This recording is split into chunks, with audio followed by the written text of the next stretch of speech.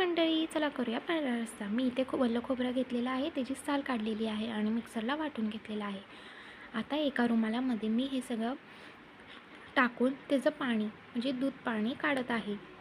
आता इथे मसाला करायला आपण घेतलेला आहे कांदा, मिरची, काजू, तीळ आणि खसखस. आता ह्याला आपण गरम करून घेऊया. यासाठी मी तीळ भाजत आहे आणि हे एकदम खरपूस असे लाल होईपर्यंत भाजायचे नाही, नुसतं गरम करायचं आहे.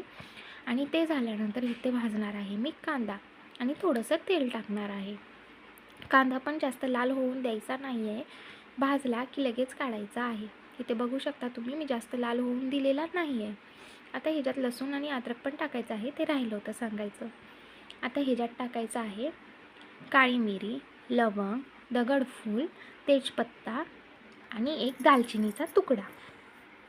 तुम्ही बघू शकता मी इथे टाकत आहे, ते दाखवण्याचं राहिलेलं आहे, त्यासाठी माफ करू शकता, पण मी इथे सांगितलेलं आहे त्याप्रमाणे टाकू शकता. आता इथे मी मिक्सरच्या भांड्यात जो मसाला बारीक केलेला आहे तो इथे टाकत आहे आणि मी हा सगळा मसाला टाकताना गॅस स्लो केलेला आहे. बघू शकता तुम्ही कसं लवंग उडत्या.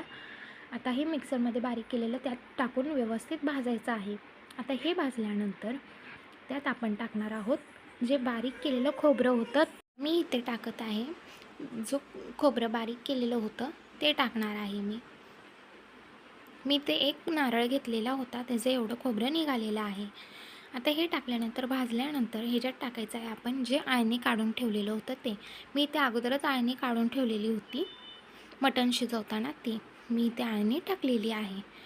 आता हे व्यवस्थित हलवल्यानंतर ह्याच्यात टाकायचं आहे दूध आणि ह्यात जर तुम्ही पातळ जर पाहिजे असेल तर ह्यात जरा गरम करून पाणी वतू शकता. आता बघू शकता मी इथे हे दूध पाणी टाकलेलं आहे आणि ह्याला स्लो गॅसवर गरम होऊन द्यायचं आहे, उकळी आणून द्यायची नाही. आता ह्यात टाकायचं आहे चवीनुसार मीठ. झाला आपला पांढरा रस्सा तयार.